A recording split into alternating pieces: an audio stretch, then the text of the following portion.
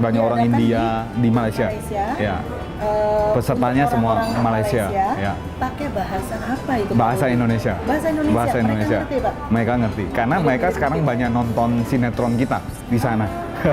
Jadi orang-orang Malaysia sering menonton sinetron kita Indonesia. itu mereka nonton. Jadi kata-katanya ngerti lah ya. Mereka ngerti. Oke, Ya. oke. Karena mereka memang walaupun serumpun kita, Serumpun, ya. tapi ada sedikit perbedaan ya bahasanya Ya, ya. ada. Jadi misalnya seru, mereka seronok, parah, teruk dan sebagainya. Jadi ya karena kita orang marketing ya kita pancing mereka ngobrol sebentar, setengah jam kita udah bisa tangkap beberapa kata mereka lah, budaya mereka kita samakan. Jadi mereka senang.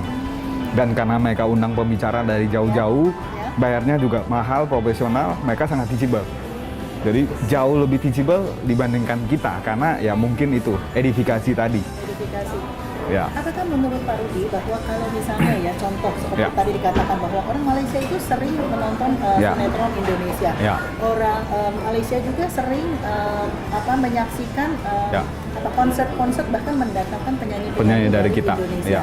Ini kan satu hal yang sangat luar biasa, yang positif sebenarnya. Breakthrough di mana mereka juga mengundang pembicara Indonesia untuk bicara di Malaysia. Menurut Pak Rudi sendiri, apakah memang pembicara di Indonesia itu sebetulnya mestinya peluangnya besar ya di sana? Peluangnya besar. Jadi karena kalau kita di Indonesia sendiri kan marketnya sangat besar. Perusahaannya ribuan, puluhan ribu. Jadi kadang ada motivator yang ini mungkin sharing ya. Kadang ada yang bersaing terlalu kelihatan terlalu kasar dan sebagainya. Saya rasa itu nggak perlu. Kenapa? Karena kalau dulu saya juga sama. Jadi kalau misalnya saya mau diundang satu perusahaan, ternyata ada dari motivator lain dan ternyata kita tidak terpilih, kita bisa merasa sayang banget gitu. Kalau sekarang udah pikirnya lain, ya nggak apa-apa. Dia undang yang lain karena beda, materinya beda, pembicaranya beda. Dan tahun depan dia nggak mungkin undang lagi yang sama, berturut-turut nggak mungkin. Dia pasti ganti. Jadi setiap orang punya kesempatan. Karena mereka membutuhkan variasi. Variasi. Ya. Istilahnya kalau makanan juga sama kan. Betul. Ya? Ada yang makanan orang Padang, bosan makanan gitu. Sunda, makanan Jawa. Jadi malah harus saling mendukung dan membangun industri ini. Jadi sebenarnya marketnya sangat besar. Karena marketnya sangat besar. Intinya kan kembangkan karakter kita. Jadi setiap perusahaan ya dia intinya butuh sesuatu yang baru, inovasi, inspirasi dan sebagainya. Dan perusahaan luar ternyata kan saya tanya, kenapa pertanyaannya kan kenapa nggak undang pembicara lokal? Kenapa harus dari luar? Jadi ternyata mereka mau belajar sesuatu yang baru, budaya yang baru. Mereka menganggap orang Indonesia lebih semangat, lebih fighting spiritnya lebih besar dan sebagainya. Oh, ini menarik nih. Di mana orang Indonesia dianggap oleh lebih bekerja keras, lebih semangat, lebih bekerja keras. Lebih bekerja keras. Fighting spiritnya lebih bagus. Fighting spirit lebih bagus. Wow. Kita harus berikan tepuk tangan untuk Indonesia. Betul. Ya. Jadi itu yang kita banggakan. Dari para motivator, inspirator ini kan, yang membuat masyarakat di Indonesia seperti itu kan. Seperti itu. Jadi kita bukan cuma dikenal sebagai pengirim TKW dan sebagainya. Karena dulu memang punya satu impian. Jadi jangan hanya kita mengirim tenaga kerja dan kita dan sebagainya. Kita harus bisa balikin keadaan. Bukan dengan berdebat dengan orang bahwa Indonesia nggak seperti itu dan sebagainya, tapi kita bisa tunjukin sesuatu. Betul. Dan kalau menurut saya it's okay juga gitu. Artinya apa? Bahwa Indonesia ini kan sangat kaya dengan sumber daya manusia, sumber daya alam. Kemudian sekarang ini kan dengan intelektualnya. Betul. Termasuk pun juga dengan budaya, di mana kalau misalnya kita bicarakan mengenai penyanyi tadi sinetron kita, musik kita gitu kan ya. Banyak hal yang mereka absorb juga serap. Jadi termasuk yang saya training perusahaan properti Singapura, mereka juga undang saya. Bahkan itu saya cuma bicara 15 menit. 15 menit. Bayarannya 2 kali lipat dari normal gitu. Nanya lagi, pakai bahasa apa? Bahasa Indonesia juga waktu itu. Orang Singapura?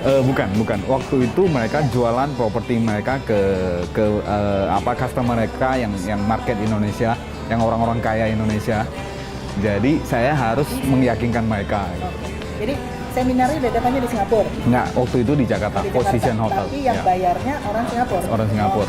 Untuk jualan properti di sana. Properti gitu. Singapura, tapi jualnya ke Indonesia? Ke Indonesia, market Indonesia yang A-class lah. Jadi saya hanya diundang untuk menggugah mereka untuk berani investasi di sana. Gitu. Seperti itu. Dalam menjalankan karirnya ini, dalam menjalankan profesi Anda sebagai inspirator muda nomor 1 di Indonesia, pasti banyak menghadapi tantangan dan hambatan-hambatan. Apa aja sih? Karena tantangan masalah pasti ada, tapi karena mental sudah terbentuk. Karena saya udah 7 tahun di MLM, malang melintang, ketemu siapapun, orang apapun kita pernah ketemu. Jadi kayaknya tantangan itu nggak dianggap tantangan, tapi dianggap challenge. Saya masih nggak persis 2007 saya starting, saya desain brosur sendiri, bawa ke percetakan sendiri, nego sendiri. Habis selesai saya bawa pulang sendiri karena lebih murah. Saya sebar brosur sendiri. Dan banyak hal, saya nego dengan hotel, harga segala macam itu semua sendiri. Promosi acara juga sendiri. Asisten ada tapi belum begitu profesional, masih yang kita lebih mengerti. Jadi mereka hanya support. Jadi desain brosur, buat konsep Rudilim, marketingnya Rudilim, gitu. Jadi kalau namanya satu organisasi itu semua Rudilim semuanya. Luar biasa. Jadi sampai waktu itu saya masih nggak persis itu buat di Hotel Ciputra pertama kali kalau nggak salah. Itu pertama kali public seminar saya. Itu public seminar pertama kali. Jadi waktu itu yang hadir juga lumayan. Dan kita beberapa kali akhirnya mulai dikenal publik. Jadi mulai perusahaan undang dan sebagainya. Tapi satu hal saya puji syukur sampai hari ini saya tidak pernah menawarkan proposal saya ke perusahaan. Jadi selalu mereka request kita kirim proposal. Jadi sampai sekarang saya belum pernah buat proposal coba kirim ke perusahaan A, perusahaan B, nggak pernah sampai hari ini. Dan puji Tuhan adalah semua itu datang. Jadi seperti kayak law of attraction. Apa yang kita planningkan, apa yang kita buat, kita punya nilai tambah, kita inginkan dia datang. Jadi kadang bahkan saya kan selalu belajar. Misalnya Anthony Robbins, Donald Trump dan sebagainya. Jadi saya pernah lihat videonya Anthony Robbins, saya lihat berulang-ulang dan saya lihat waktu satu momen dia lagi training US Army. Saya cuma terlintas dalam pikiran aja, wow, kalau saya bisa training Tentara Nasional Indonesia kayaknya luar biasa gitu. Nah ternyata beberapa bulan kemudian, awal 2012 kemarin saya diundang untuk training Tentara Nasional Indonesia se-Jakarta Barat. 200-300 orang. Itu luar biasa, alam semesta. Biasa, kan? Ketika kita mengatakan apa yang kita inginkan, apa yang kita harapkan, dan semua itu di dalam sebuah harmoni, maka itu kan ketika kita benar-benar yakin, kita pantas, dia datang pasti. Betul sekali. Jadi itu luar biasa. Cuma kan kita nggak selalu terapkan itu. Kita kadang keluar dari jalurnya kan. Kalau kita masuk ke jalurnya pasti luar biasa.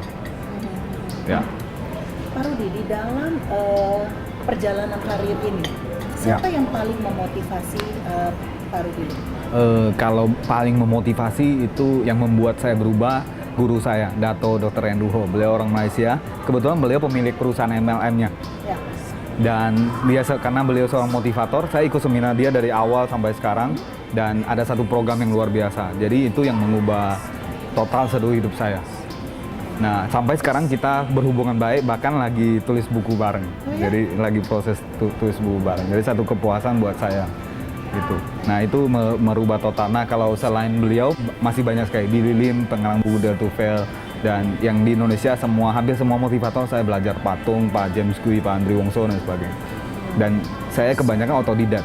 Jadi saya belajar apalagi sekarang kan dari YouTube, dari video, dari DVD kayak Anthony Robbins, Donald Trump, Brian Tracy, Jim Rohn, semua saya pelajari.